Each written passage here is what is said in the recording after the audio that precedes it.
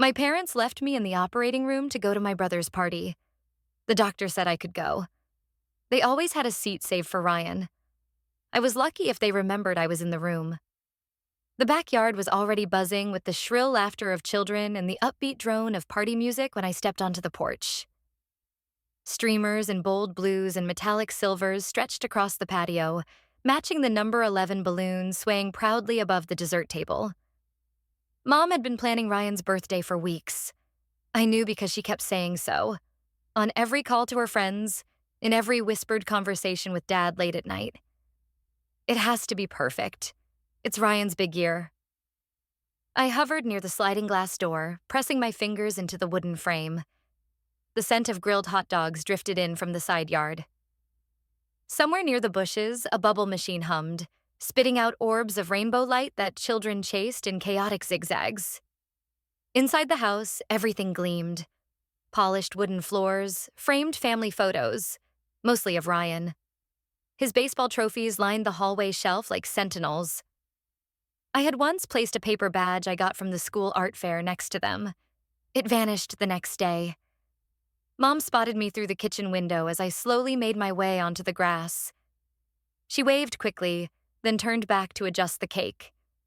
3 tiers, baseball-themed, complete with edible minifigures in Ryan's team colors.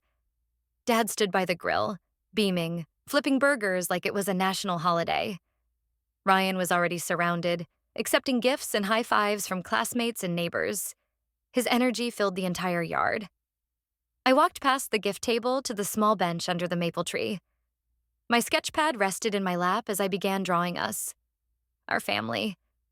I sketched the house, the cake, the table filled with gifts. Then I drew us. Dad tall and proud, Mom with her pearl earrings, Ryan in the middle, smiling. I placed myself next to them, a bit smaller, holding a balloon. When I finished, I went inside and gently tugged at Mom's sleeve while she was rearranging the fruit platter. "I made something for you," I whispered, holding up the drawing. She gave it a quick glance. "That's nice, honey," she said, her tone distracted. "Now go wash your hands, and don't leave markers on the floor again." She turned back to the tray, adjusting a pineapple slice. I folded the drawing in half and slipped it into my pocket. Back outside, someone handed Ryan a shiny plaque, the league trophy for best overall performance. The crowd cheered. Dad took out the camera, signaling for everyone to gather around Ryan. "Claire, move!" Mom snapped suddenly as I lingered near the swing set. "You're in the way." I stepped aside as they posed. Click. Ryan smiled, chest puffed. Click. Grandma leaned in to kiss his cheek. Click. My spot on the grass grew colder. I stood there for a moment, watching through the camera's viewfinder lens, even though I wasn't behind it. They moved like they rehearsed it. Smiles, poses, laughter choreographed for the scrapbook. I turned and walked slowly toward the house, pushing open the sliding door. I didn't go inside. Instead, I stopped just behind the glass, watching the celebration like a ghost. Nobody noticed. Claire quietly walks out of the frame, standing behind the glass looking in like a stranger. My body was screaming, but they only heard silence.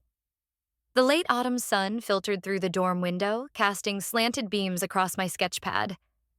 I stared at the unfinished figure on the page, shaky lines where there should have been smooth curves. My hands trembled slightly, and the ache in my knees had gone from dull to sharp in the span of an hour. I was 19 and in my second year at the Rhode Island School of Design. Life, in theory, should have been bright, filled with the clatter of charcoal on canvas and midnight critiques over ramen. But that week, everything blurred into fatigue and heat. The joints in my fingers felt too swollen to hold a pencil. Walking from my dorm to class had become a battle of sheer will. When I missed my second day of class in a row, I called home. The phone rang twice before Mom picked up. "Claire? What now?" "I've been really sick," I said, my voice barely above a whisper. "Fever, pain in my joints, I can't focus. I think something's wrong." She sighed. "Sweetheart, it's just stress. You always overthink things. Maybe try some yoga?" Or sleep more. You're probably not eating right. I sleep 10 hours and still wake up exhausted, I said. College is hard. Everyone gets tired. Then, before I could respond, listen, I have a meeting in 10. We'll talk later, okay? The line went dead. I stared at my phone screen for a moment, then slowly set it down. It was Jessie who pushed me to go to the campus clinic. We weren't close yet. She'd moved into the dorms mid-semester, but she noticed how I struggled to climb the stairs, how I grimaced when turning a doorknob. She offered to walk me there. I'm fine, I insisted. But my voice betrayed me. Thin, strained. Claire, you're not fine. Come on. The clinic doctor ran blood work, asked about family history, scribbled notes while I tried to articulate the bone-deep fatigue, the low-grade fever that never went away. 2 days later, the call came. Lupus, an autoimmune disease. My body was attacking itself. I sat on my dorm bed, legs folded beneath me, holding the diagnosis like it was written in a foreign language. I called home again. Lupus? Mom repeated, sounding annoyed. Isn't that just inflammation? Didn't Matthew get tendinitis once and still made it to all his finals? Mom, this isn't tendinitis. The doctor said it's chronic. I'll have to manage it forever. Well, she said briskly, some people just have lower thresholds for pain. You've always been sensitive. She changed the subject to Ryan's promotion at work before I could say another word. A week later, I returned to class, determined to pretend things were okay. I couldn't let lupus define me, at least not publicly. But my body had other plans. Midway through a life drawing session, I stood to adjust my easel and the room tilted sharply. My knees buckled. I felt the cold concrete rush up to meet me before everything went black. When I came to, I was on a stretcher, an oxygen mask pressed against my face, students murmuring around me in anxious circles. I caught Jessie's pale face beside the EMTs, her hand gripping mine tightly. You passed out, she whispered. We're going to the hospital. The ambulance ride was a haze of sirens and fluorescent lights. By the time they wheeled me into a curtained room, I was shivering under thin hospital sheets, IV already in my arm. Hours later, once the fever eased, I asked Jessie to pass me my phone. My hand still trembled as I unlocked the screen. No missed calls, no voicemails, no texts. Claire is in the hospital, opens her phone, no messages from her parents. I told them I might need surgery. They told me to take Tylenol and get some rest. The wind coming off Lake Michigan cut through my coat as I left work early, one hand gripping my side. Every breath felt like trying to inhale through broken glass. I told myself it was just a bad flare. Stress, weather, too many late nights. But I knew better. Something deeper was unraveling inside me. By the time I reached my apartment, I was drenched in sweat and trembling. I collapsed onto the couch, phone sliding from my palm to the carpet. My skin burned and a pounding fever made the ceiling ripple. I don't remember opening the message app, just that my thumbs typed on autopilot. I'm about to be admitted to the hospital. The doctor says I might need surgery. I sent it to both of my parents. I waited. 5 minutes? 10? Then the ping. Dad, don't make a big deal out of it. Matthew had an appendectomy during his finals and was fine. I read it 3 times. Each repetition chipped away another layer I hadn't realized was still hoping. The apartment spun. I tried to stand, but my knees gave out. I crumpled to the floor, gasping. When I opened my eyes again, Jessie was crouched beside me, her hands already pulling out her phone. You're burning up. Your breathing's shallow. Claire, why didn't you call sooner? I did, I croaked. She didn't ask what I meant. At the hospital, the ER was chaos. Nurses shouted, machines beeped, and I lay half-conscious on a gurney while they ran tests and rushed fluids into my veins. Dr. Naomi Keller, a stern but calm woman in her 40s, leaned over me, her brow furrowed. Claire, we need to prep you for possible abdominal surgery, she said. There's fluid buildup we can't explain, and your organs are showing signs of acute stress. It may be risky, but not operating is riskier. I nodded faintly. My parents, we called them, she said gently. No answer yet. We left messages. Jessie stood at the end of the bed, her arms crossed tightly. I'm here. Dr. Keller looked at her.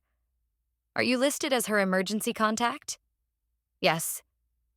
Then I need your consent. I won't delay treatment any longer. Jessie's expression didn't flinch. She stepped forward and took the clipboard. Do whatever it takes to save her. The pen clicked. Her signature landed where my parents' names should have been. And that's how it happened. How I slipped into surgery, lungs barely functioning, fever spiking past 104, and no one from my family standing at my side. Dr. Keller is forced to get Jessie's autograph because he can't reach his parents. The doctor told them I might die tonight. My mother asked if she could still make the toast. The ICU was cold in a way that had nothing to do with temperature. Machines beeped steadily, lights blinked with sterile rhythm, and tubes wound in and out of my body like silent sentinels guarding the fragile line between life and death. I hovered in a haze, painkillers dulling the sharpest edges, but not the awareness that I was slipping. A nurse named Linda adjusted the blanket over my legs. Her voice was calm, her hands gentle. She'd been the first face I saw after being wheeled into the ICU, and there was something in her gaze that didn't just say, I'm doing my job. It said, you matter. You have someone coming, honey? She asked as she checked my chart. My parents, I whispered, unsure if I believed it. All right, she said, quietly skeptical. I'll let the doctor know. Later, I saw them through the window. Carla's polished figure in a navy blue cocktail dress, Daniel in his tailored suit. They looked like they were heading to a gala, not visiting their critically ill daughter. Dr. Keller met them in the hallway and led them to the consultation room. Linda moved to close the glass ICU door, but I reached for her wrist weakly. Please, I rasped. Leave it open. Just a little. Her eyes searched mine, then she nodded once. She left the door cracked. Just enough. Dr. Keller's voice carried. She's in critical condition. Her kidneys are shutting down, her lungs are inflamed. There's a chance she won't make it through the night. Silence. Then my mother's voice.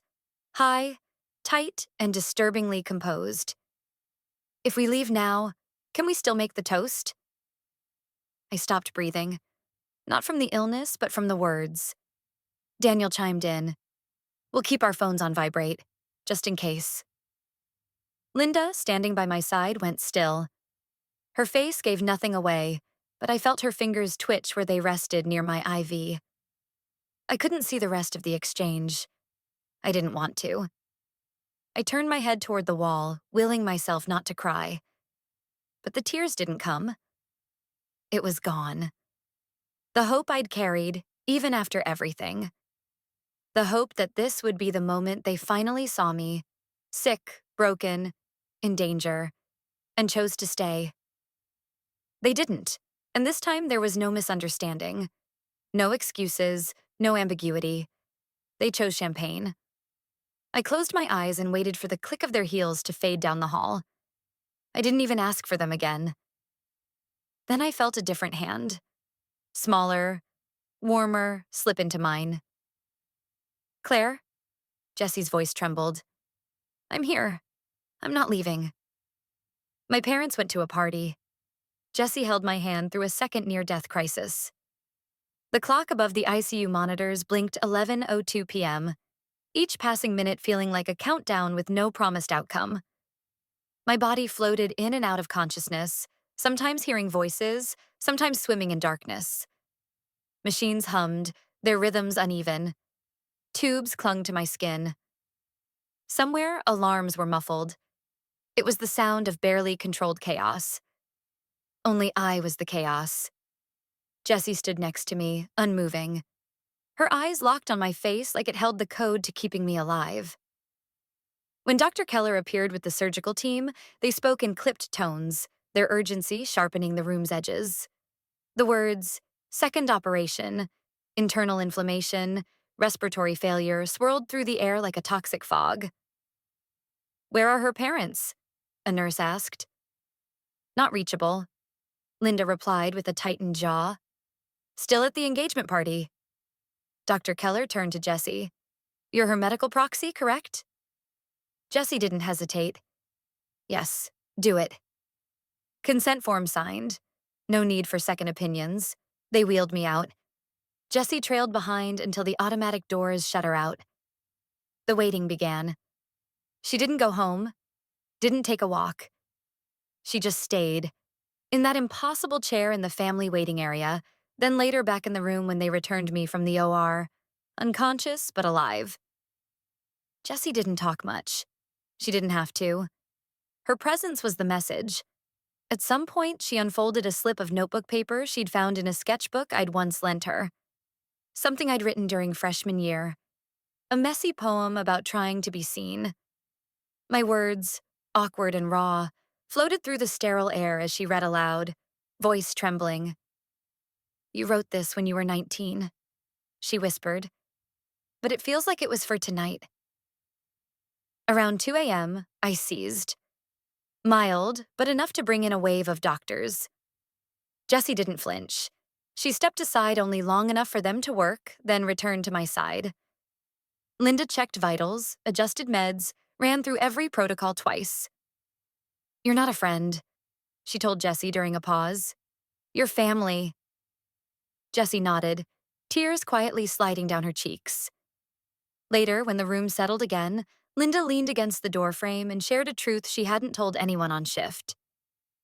20 years ago, my husband left me while I was in the middle of chemo, she said. Said he couldn't handle the stress.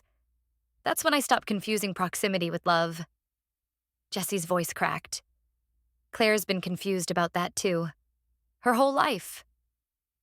Linda nodded once, then returned to her rounds. 4:30 a.m. The worst had passed. Vitals stable. Fever down. Oxygen levels normalizing. The storm had rolled through. Jessie sat slumped in the visitor's chair, her hand still wrapped in mine. Her head tilted awkwardly, breath soft and shallow with sleep. Her fingers never let go. I blinked. For the first time in hours, I opened my eyes. And the first thing I saw was her. The machines had stabilized. My phone had not. Morning light spilled through the narrow window, slicing the dimness of the ICU with quiet authority. The fluorescent monitors blinked rhythmically. Heart rate steady. Oxygen levels climbing. Life returning to the body that had nearly let go. It should have felt triumphant. But triumph wasn't what I felt. It was Jessie who noticed first. She stirred from her cramped sleep in the plastic chair beside my bed, eyes bleary but immediately alert as soon as I shifted my head. You're awake, she whispered, a fragile smile breaking across her face. You made it through the worst. I didn't answer right away. My throat was raw, as if even the air had been fire last night. But I nodded slowly. My eyes darted toward the tray beside me. My phone sat there, untouched, silent. Jessie hesitated, then picked it up and passed it to me. No calls, she said gently. Not from them. My fingers fumbled. Notifications blinked to life one by one. Not a single message from my parents. No missed calls. Not even a, how are you? But there was something else. Jessie exhaled shakily, like she'd been holding the words in all morning. Claire, Ryan posted a photo from the party. I tapped. The screen loaded slowly, still spotty ICU Wi-Fi. But eventually, it appeared. A picture of perfection. Mom in her sapphire cocktail dress, mid-laugh, raising a glass of champagne. Dad's hand on Ryan's shoulder. Ryan beaming, standing between them with his fiancée in a perfectly curated glow. The caption, couldn't ask for a better night with the perfect family? My hand didn't shake. It should have. Instead, something inside me stilled. I had always imagined this moment differently. If I ever saw them smile while I was breaking, I thought I would scream. I thought rage would consume me. But what came was quieter, sharper, not sorrow, clarity. I stared at the photo, then passed the phone to Jessie without a word. Her eyes scanned it, jaw tightening, but she said nothing. She knew words wouldn't help. "They really didn't call," I murmured, my voice hoarse. "No," she said. "They didn't." I looked away from her, toward the ceiling, where the light fixture flickered slightly with a buzz. "I'm not dead," I whispered. "But what's dead is my hope for them." Jessie reached out, placed her hand on mine, warm and firm. "I know," she said softly. Outside the window, the sun climbed higher. In here, something else was rising too. Less visible, but just as powerful. Resolve. "When I recover," I said, voice steadying, "I'll write a letter." Jessie's brow furrowed. "To them?" I shook my head. "Not to them. To myself." I didn't write it for them. I wrote it to finally breathe. The morning filtered into the ICU like a cautious apology. Golden light slanting between blinds, machines humming with clinical indifference. Jessie stood in the corner, hands wrapped around a paper coffee cup, hair tousled, eyes soft with worry. She hadn't asked how I was feeling. She didn't need to. She knew.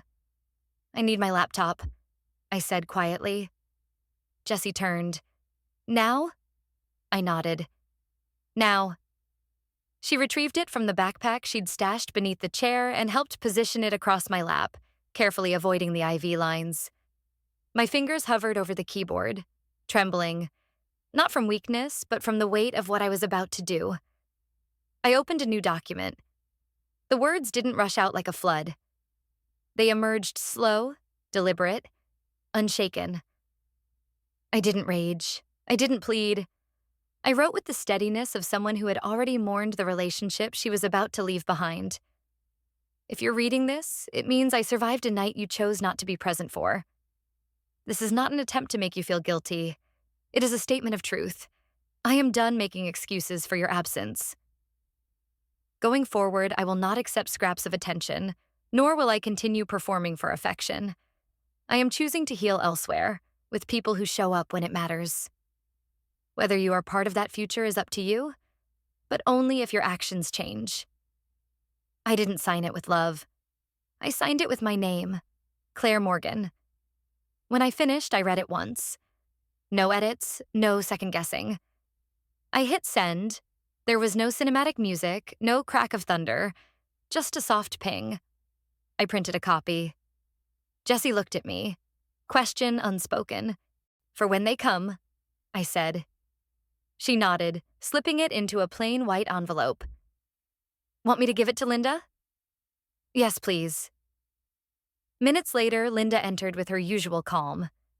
Jessie handed her the envelope, and Linda raised a brow before glancing down at the name on it. "Should I ask what's inside?" she murmured. I shook my head, then hesitated. "It's not a goodbye." "Not really. It's a line in the sand." She slid the envelope into her scrubs and gave a small smile. "This is more than a letter. It's a declaration." I breathed in.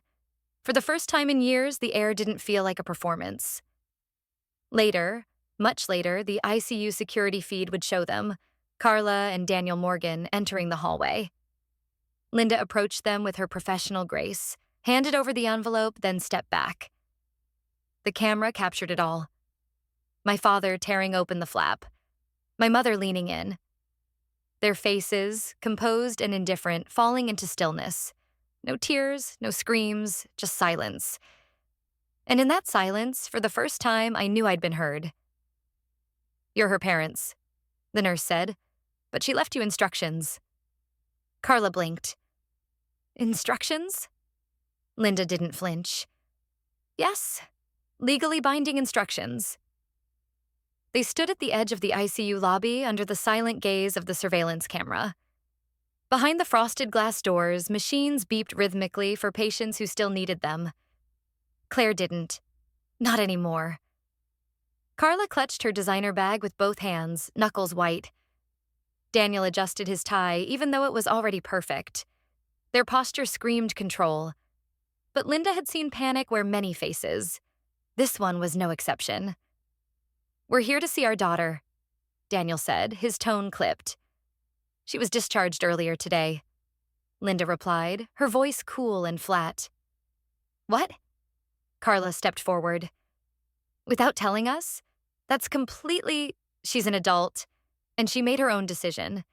She's also entitled to her privacy under HIPAA regulations. Linda's words landed like small hammers.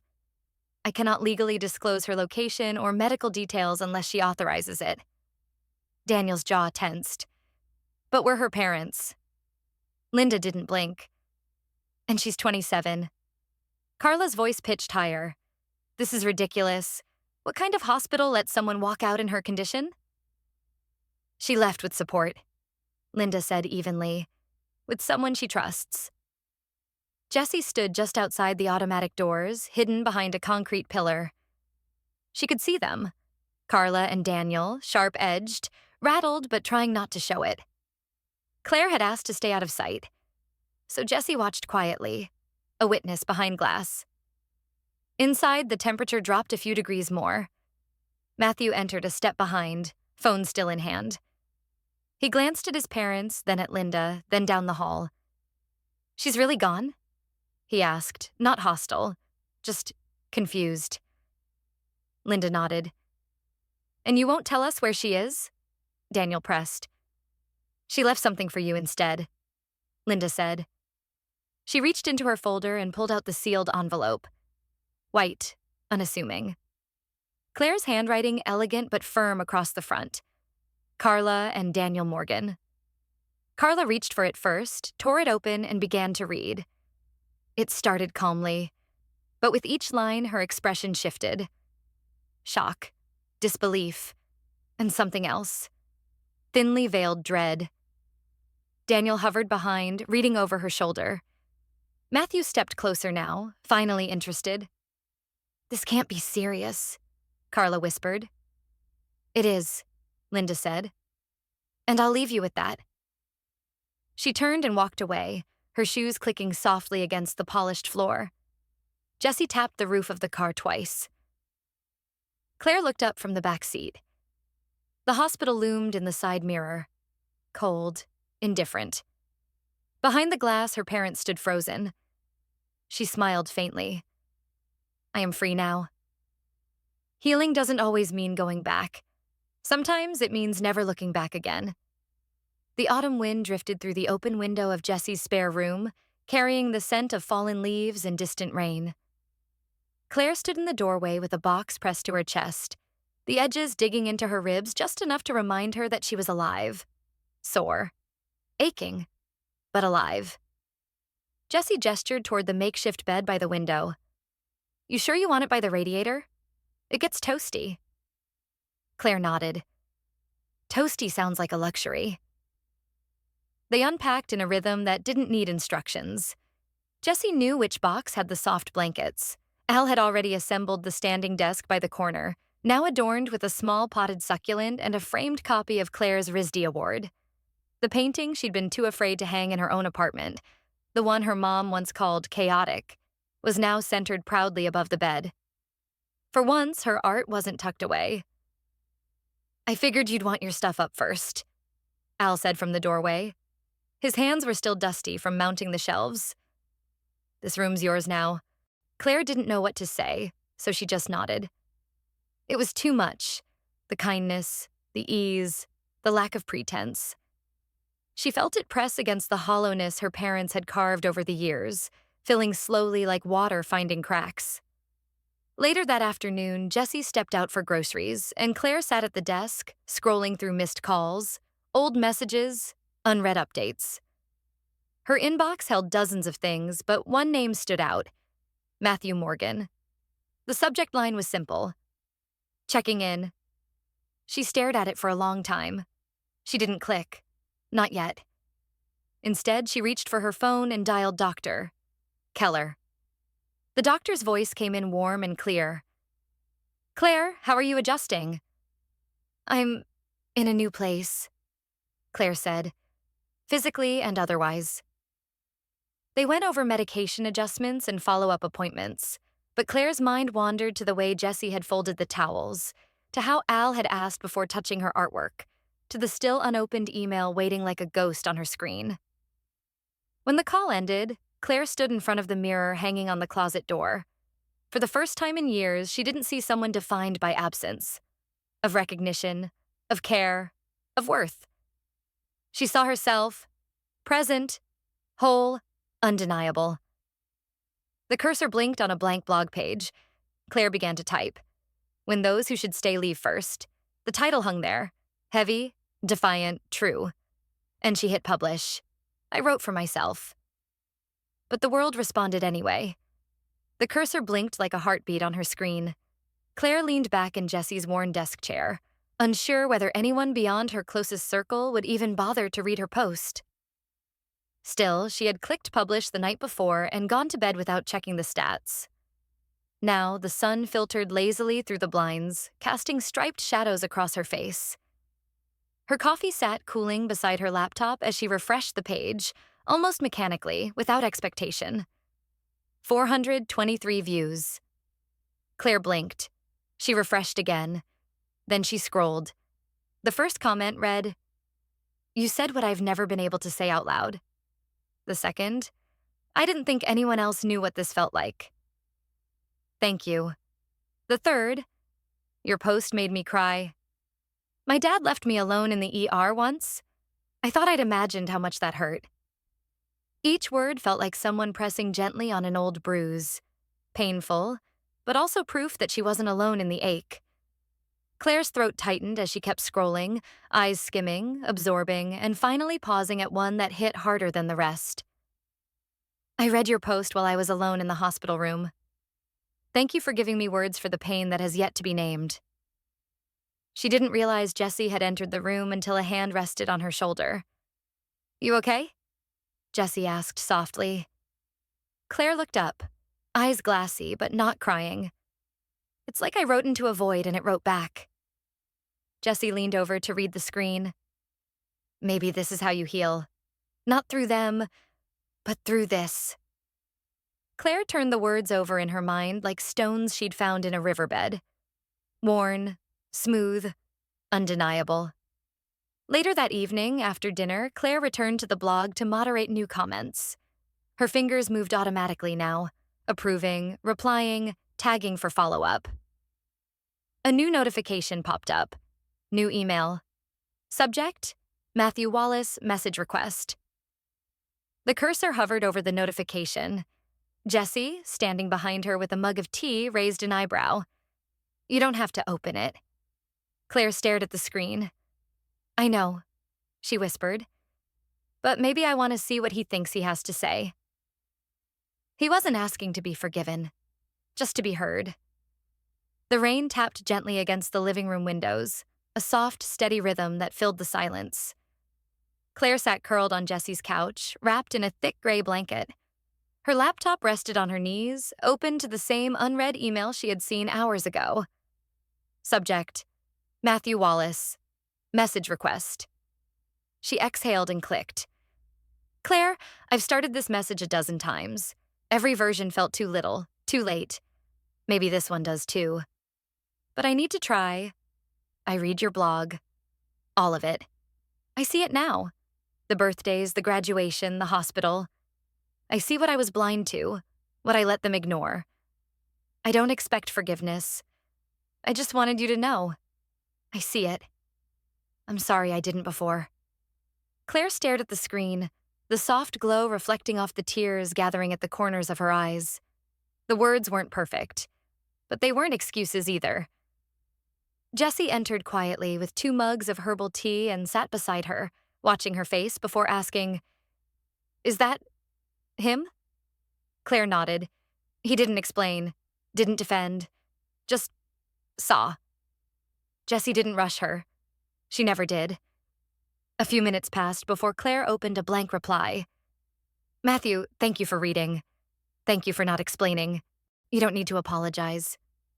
You need to be patient. And if you really mean it, don't just say it. Do it." She hit send before she could overthink it. The rain kept falling. An hour later, her phone buzzed. New message from Matthew. Vanessa asked me to sit down and list every time Mom and Dad missed something for you. I thought I'd remember a few. I didn't expect to remember all of them. I saw it. Every single one. Claire read the words once, then again. She didn't smile, but her shoulders dropped just a little. Not forgiveness, not yet. But something had shifted. A door, slightly ajar. Thanksgiving used to feel like performance. This time it felt like peace. The drive to Jesse's parents' house took less than an hour, but Claire felt like she was crossing into another universe. One where the holidays weren't about perfection or pretending. The car was full of casserole dishes, pie tins wrapped in foil, and the scent of cinnamon and garlic. Al hummed softly to the radio while Jessie tapped her fingers against the dashboard. Claire sat in the back seat, fingers clasped tightly in her lap. "You okay?" Jessie glanced at her through the rearview mirror. Claire nodded, though her stomach churned with more than hunger. "I've never done this. Not like this." "You're not a guest," Jessie said, turning into a long driveway lined with maple trees. "You're part of the chaos now." The house was modest but warm. Windows glowing gold, laughter spilling from inside. The moment the front door opened, Claire was swept into a flurry of voices. A little boy crashed into Jessie's legs. A woman with silver hair yelled from the kitchen, "Don't let the dog steal the deviled eggs again." Someone passed her a glass of sparkling cider before she'd taken off her coat. Then came the grandmother. "So," the elderly woman said, squinting at Claire, "are you the girl who writes blogs? Seriously, are you going to say bad things about our family?" She grinned, and the whole room erupted in laughter. Claire's cheeks flushed, but she laughed too. Genuinely. Surprisingly. Jessie leaned in and whispered, "Welcome to the tribe." Dinner was loud, full of overlapping conversations, clinking silverware, and the constant passing of dishes. Claire sat between Jessie and Al, across from a pair of 6-year-old twins who couldn't stop arguing about which kind of pie was best. Somewhere between the mashed potatoes and the second helping of stuffing, Claire felt something loosen inside her, a knot she hadn't even known she'd been holding. When Jessie's dad stood and asked if anyone wanted to say something before the meal, Jessie looked at Claire and nodded once. Claire rose slowly. The table quieted.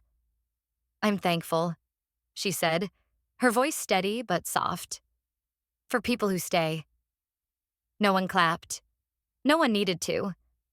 Jessie reached under the table and gently squeezed her hand. After dessert, which included both pies, no clear winner declared, Claire stepped outside for a breath of cold air. The night was clear, the stars sharp in the sky. She pulled her phone from her pocket, half out of habit. One new message, Carla Morgan. "We saw your blog. We want to talk." She stared at the screen, unmoving. The warmth of the house behind her, the chill of old ghosts ahead. They wanted reconciliation. I wanted boundaries. The cafe was quiet. Warm light, soft jazz playing through ceiling speakers, the smell of espresso and something sweet baking behind the counter. Claire sat at a table in the corner, back to the wall, eyes on the entrance. She sipped her lukewarm chamomile tea. The mug shook slightly in her hand. Across the room, Jessie sat with a newspaper open, pretending to read. She gave a tiny nod when Claire glanced her way. The door opened. Her parents walked in like they owned the place. Diana's coat was pristine, a navy wool blend with gold buttons. Richard wore a business casual sweater and slacks, trying to project calm authority. They spotted Claire and smiled like nothing had happened. Like they weren't the reason she nearly died alone. Claire didn't stand. She simply gestured to the seats across from her. They sat. "We got your email," her mother began, her voice even but tight. "1 hour, no pressure. We'll respect that." Claire nodded. "Let's begin." There was a pause, long enough for the tension to settle like dust. Her father broke it. "We were shocked. When we read what you wrote, we didn't know you felt that way." "I didn't just feel that way," Claire replied quietly. "I lived it." Diana leaned forward. "But we never meant to hurt you. You have to believe that." Claire's fingers traced the rim of her mug. Intent doesn't erase impact. Her mother's eyes filled. We are family. Claire met her gaze without blinking. Families don't leave their children alone when the doctor says they could die. Her father stiffened. You're making us sound like monsters. Claire didn't raise her voice. I'm describing what happened. Minutes passed. Her parents tried to explain, to clarify. Her mother dabbed at her eyes with a monogrammed handkerchief. Her father folded his hands on the table like he was moderating a board meeting. Claire let them speak. Then she leaned in slightly. I'm not here to fix the past. I'm here to decide if we can build a future. On my terms. The air shifted. Diana's shoulders sagged. Richard sat back, lips pressed tight. The clock on Claire's phone showed 56 minutes. Her mother's voice cracked. Can you forgive me? Claire looked straight at her, calm and unflinching. I have forgiven, but that doesn't mean I'm going back to the way I was. He saw the truth not in my story, but in his reflection. The lakefront was quiet, save for the occasional rush of wind that sent dry leaves skittering across the path. Early winter hung in the air, cold but not cruel. Claire stood by the iron railing overlooking the water, gloved hands stuffed into her coat pockets. She heard his footsteps before she saw him. Matthew approached slowly, cautiously. No briefcase, no polished suit. Just jeans, a fleece jacket, and a face stripped of its usual confidence. He stopped a few feet away. Hey, he said. No smile. Claire nodded. You wanted to talk? I'm here. They walked for a bit in silence, shoes crunching against the gravel path. Finally, Matthew stopped and turned toward her. I didn't come here to ask for your forgiveness. I just want you to know I saw it. Claire tilted her head slightly. Saw what? He exhaled sharply, the breath visible in the cold. Everything I missed, or chose not to see. Claire waited. He looked down at his hands. Vanessa, she made me look. She asked questions I didn't want to answer. Like, did Mom and Dad ever skip one of your games or ceremonies the way they did with Claire's? He shook his head. I couldn't think of a single time. Not one. Claire said nothing. Her silence wasn't cold, it was an invitation for him to keep going. I thought I was just living my life, he continued, but I see now that my spotlight came at your expense. I got attention, applause, support, and you got silence. He turned toward her, eyes red but dry. I never thought about what you endured, because I never had to endure it.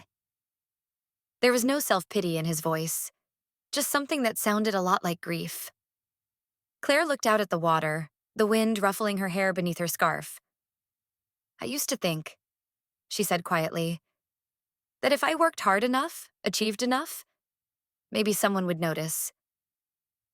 But I was invisible until I almost died. Matthew's voice cracked. You survived not because we deserved you, but because you refused to let indifference kill you. That was the moment she saw it, the difference between him and their parents.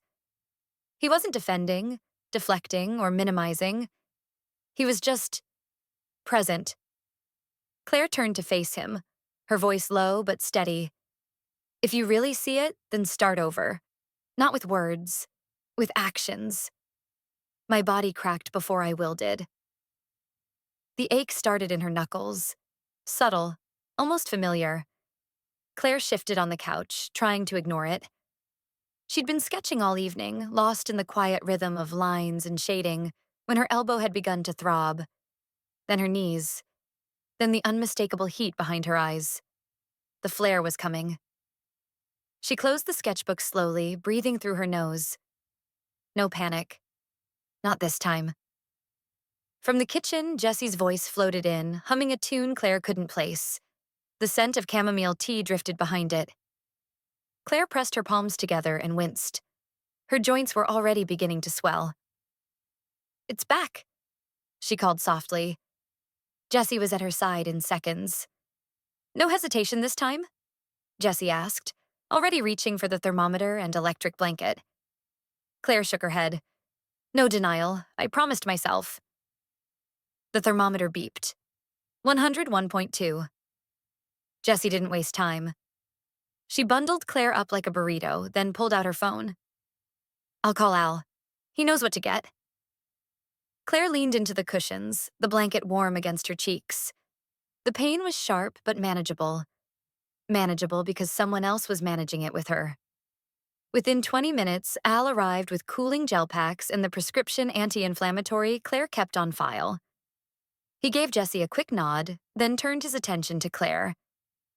You're staying upright. That's a good sign, he said gently, crouching to her eye level. Claire managed a weak smile. Barely upright, but I've got backup. Urgent care was quiet that night. Dim hallways, flickering lights. The nurse recognized Claire immediately. Back again? She asked, friendly but concerned. Early flare, Jessie said. We're trying to stay ahead of it. The nurse nodded.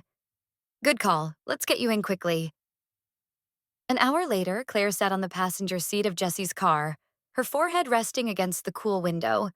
The steroids had kicked in. Her fever had dropped. They'd avoided escalation. No hospitalization this time.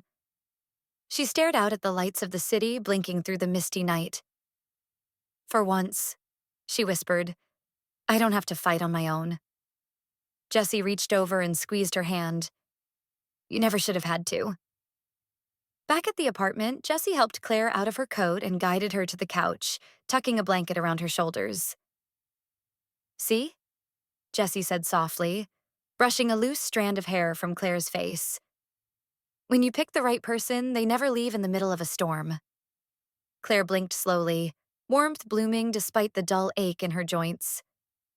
She reached for her phone on the side table, intending to set an alarm for her next dose. A notification lit the screen. Subject, we need to talk about the will. From Dad. Turns out my worth had been written down, just not in the way they expected. The law office was sterile and quiet, like someone had drained all warmth out of the furniture. Claire sat in the waiting room, wrapped in a soft gray coat, her hands tucked tightly into her lap. Her body still ached from the recent flare, but the message from her father had pulled her here out of sheer curiosity. We need to talk about the will. Now she was here, and so was he. Richard Morgan stood across the room, arms crossed, pacing like a man who already hated how this would end. When the assistant opened the door and called them in, he flashed Claire a smile that didn't meet his eyes. We're family, he said smoothly as they stepped inside. Claire said nothing. The conference room was dimly lit, its window shades drawn despite the sunlight outside. Mr. Carson, their family lawyer for as long as Claire could remember, stood to greet her. Claire, I'm sorry it took so long to arrange this meeting, he said. Your grandfather's estate? It's more complex than it appears. She sat down carefully, every movement measured. Richard took the seat beside her, leaning back like a man in control. Claire didn't look at him. I was under the impression, Richard began, that this was a simple clarification of the trust. Mr. Carson adjusted his glasses. It would have been, except for this. He slid a slim envelope across the table. A codicil, handwritten and signed, added to the will 2 years before your father's passing. Claire opened the envelope with steady fingers. Her eyes scanned the lines quickly, then froze. She's the primary beneficiary, Mr. Carson said plainly, nodding at Claire. Your grandfather left his private stock portfolio in her name. Estimated value, just over 7 figures. The silence that followed could have shattered glass. Claire felt her father shift in his seat. That portfolio was meant for long-term investment, Richard said carefully. He wouldn't have... Mr. Carson cut in smoothly. Unless he wanted to. And he did. He wrote this after you declined his invitation to Thanksgiving, Richard, and after Claire visited him the following week. A flicker of memory. Sitting on her grandfather's porch, sipping lukewarm tea, his voice soft as he said, The only person in this house who can stand up for herself is you, Claire. That's your inheritance. Richard's tone hardened. And what about the clause? Mr. Carson turned another page. And as per the clause, any attempt to manipulate or bypass the terms invalidates your claim. Claire looked up then. For the first time in weeks, she met her father's eyes. He blinked, just once. Was that what this meeting was really for? She asked, quiet.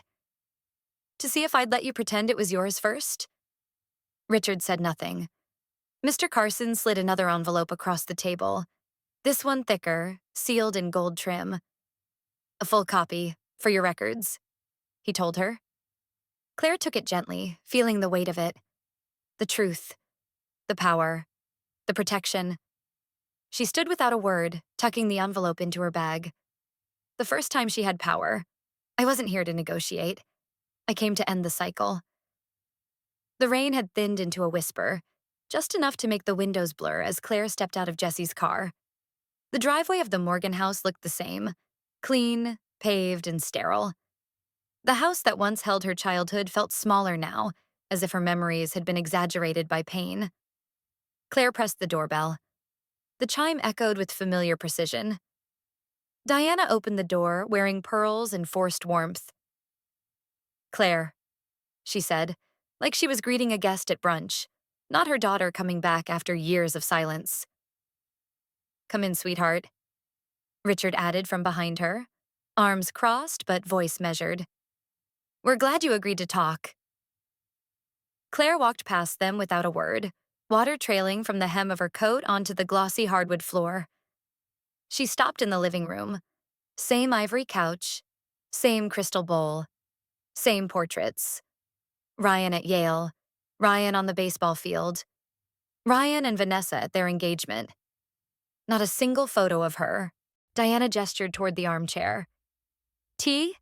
We have your favorite. I'm not staying long, Claire said evenly. This isn't a reconciliation. It's clarity. Her parents exchanged a glance. I'm listening, Richard said, sitting down like a CEO in a boardroom. Claire remained standing. Here's what will happen. You will publicly acknowledge what you did. You will not interfere with the will or the inheritance. And you will stop pretending you don't know what you've done. Diana flinched, barely.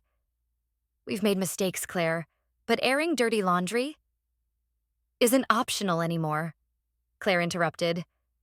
Not when you tried to manipulate the will. Not when you said I always cave. Richard stood abruptly. We built this family. That house you live in? That job you have? It's because we gave you a life. And now you're using a piece of paper to tear it apart? Claire's voice didn't rise. She reached into her coat pocket, pulled out her phone, tapped twice. The recording played clearly. Mr. Carson's voice first, and as per the clause. Then Richard's. We'll just convince her to give it back. She always caves. Silence. Diana's face drained of color. Richard opened his mouth, but no words came. Claire tucked the phone away. I came here because I needed to say it once, to your faces. This ends now. No more manipulation. No more silent dinners. No more pretending we're something we're not. Diana's lips trembled. You're choosing to destroy the family. Claire turned toward the door. Her hand was steady on the knob. I'm choosing to stop letting you destroy me. She stepped outside. The rain had picked up again, soft but steady. Cleansing.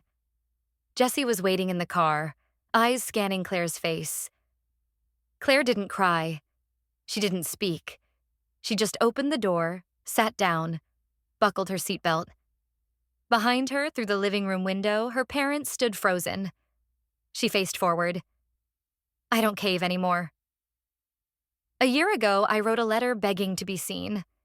This time, I wrote one defining who I am. The evening wrapped itself around Claire's apartment in a soft hush. Golden lamplight spilled across her desk, brushing over paint-splattered sketchbooks and framed prints of her own design. A lavender candle flickered beside the keyboard, its scent curling into the air like a gentle exhale. Claire sat still, her fingers resting on the laptop's keys, the glow reflecting in her calm, steady eyes. On the screen, an old file waited. ICU letter 2023.xc.x. She opened it. The words blinked back at her. Frantic, desperate, trembling with need. Please just acknowledge I matter. Please just show up. Claire closed the file. She opened a new document. The silence in the room wasn't empty. It was peaceful. Her breathing matched the soft hum of the radiator, slow and even. The first line came easily. I'm not writing this for you. I'm writing this to put the past down where it belongs, outside of me. No anger, no edge, just truth. She wrote about what she had learned, about how pain doesn't define a person, how surviving doesn't always mean staying. She wove in quiet reflections, on grief, on power, on what it means to choose joy without waiting for permission. You made your choices, and now I'm making mine. The cursor blinked at the bottom of the page, patient. She added one last line, her fingertips pausing just long enough to feel its weight. I forgive you. Not for you, but for me. And I release you. Claire sat back. No trembling, no tears. She pressed send. The letter disappeared into the void of a shared history. But this time she didn't expect an echo. She didn't need one. She closed the laptop gently, pulled the cardigan tighter around her shoulders, and stood to stretch. A breeze moved through the half-open window, crisp with early spring. Somewhere below, a car honked and a dog barked, everyday sounds of a world that kept turning. Claire walked to the mirror. Her reflection met her with soft certainty, no longer waiting to be seen, simply present. She wrapped her arms around herself and smiled. The doorbell rang. Jesse's voice followed, muffled through the door but bright with mischief. Happy Phoenix Day. This year I didn't dread the holiday. I planned it. The scent of cinnamon and roasted squash filled Claire's apartment, weaving around bursts of laughter and the soft hum of a classic soul playlist. Her once quiet space now buzzed with warmth. Mismatched chairs pulled around a fold-out table, flickering tea lights in old jam jars, and dishes brought by a dozen different hands. Claire moved through it all with quiet joy, tucking a dish towel over the arm of her sweater, checking the oven, stirring something on the stove. Jesse danced past her, balancing a pie and mock saluting like a sous chef. Al leaned against the window with two neighbors from down the hall, deep in conversation about movies and missed subway stops. None of them were blood relatives, but they had shown up when it counted. Claire caught her reflection in the window pane. Her hair loosely tied back, cheeks flushed from the oven's heat, eyes calm. Not the girl who once curled up in her dorm bed alone, pretending she wasn't waiting for a call that would never come. This was a new version, rebuilt and rooted. Someone handed her a glass of cider. Jessie raised hers too, tapping it lightly against Claire's. To our chaos, Jessie grinned. To our survival, Al added. Claire looked around the room. The living room had been transformed. Extra pillows on the floor, string lights overhead, everyone's coats tossed into a pile on her bed. She cleared her throat gently, lifting her glass. To the people who showed up, not because they had to, but because they chose to. The room quieted, then filled with a wave of clinking glasses and soft, knowing smiles. Later, as the dishes clinked and the pie vanished faster than expected, Claire found herself standing near the window, looking out into the early night. Her phone buzzed. A message from Matthew. I left the house. I'm coming by tomorrow if that's okay. Her breath caught for a moment. The last time he reached out, it was tentative, reflective. But this was movement. Claire typed back, if you're coming to see me, not who I used to be, then yes. She placed the phone down. The night wound on with gentle chaos. Laughter rising again, stories overlapping, someone starting a second round of charades with a spoon on their head. Claire watched them, not from the edge, not through glass, not hoping to be noticed. Claire looked back at the room. For the first time in her life, she finds herself at the center, not because she tried, but because she was loved. A year ago, I nearly died hoping to be seen. Today, I'm alive, and I see myself. The winter air kissed her cheeks, crisp, but not harsh. Claire sat on the same park bench where once she had met her brother with wariness in her chest. Today, the weight was different, softer, more grounded. In her gloved hands, she held a folded piece of stationery and a thermos of tea. Matthew arrived quietly, wearing a simple hoodie and jeans. Gone were the polished shoes, the expensive watches. He walked like someone who had been walking alone for a while. "Thanks for coming," he said. Claire nodded. "Thanks for not trying to talk me into anything." They sat in silence for a few moments, the lake stretching ahead of them like glass. Seagulls circled high above. Matthew spoke first. "I used to think you were just dramatic, that your sadness was about not getting your way." He glanced sideways. "But now I can't unsee what I missed." Claire didn't reply immediately. She let the wind move through the branches. "I'm not here for a grand apology," she said at last. "I just want to live a life where I don't have to explain my pain to be believed." Matthew exhaled slowly. "I'd like to earn a place in that life, even if it's a small one." Claire offered a soft smile. "Dinner next week. Nothing big, just real." He looked stunned, then grateful. After he left, Claire remained on the bench. She took out her pen and began to write on the folded paper she'd brought. "Dear me, you've survived hospitals, silences, and all the spaces where love should have been. You've carried disappointment like a second heartbeat, but you never dropped yourself. This year, you stopped asking to be seen. You looked in the mirror and saw someone worth loving. You are not what they failed to see. You are what you chose to become."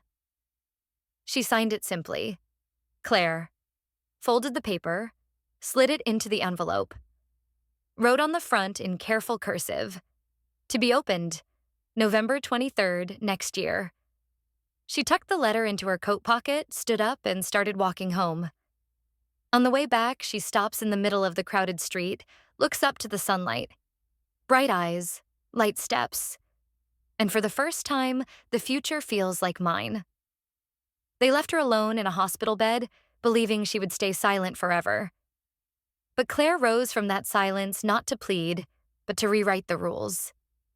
Justice didn't roar. It arrived quietly, through letters, truths, and the strength to walk away with her dignity intact. Like the final chord of a long-forgotten melody, justice may arrive late. But once it's heard, it echoes through every future step. If you enjoyed this story, don't forget to like, share, subscribe, and comment your thoughts below. Type 1 if you resonate with this story.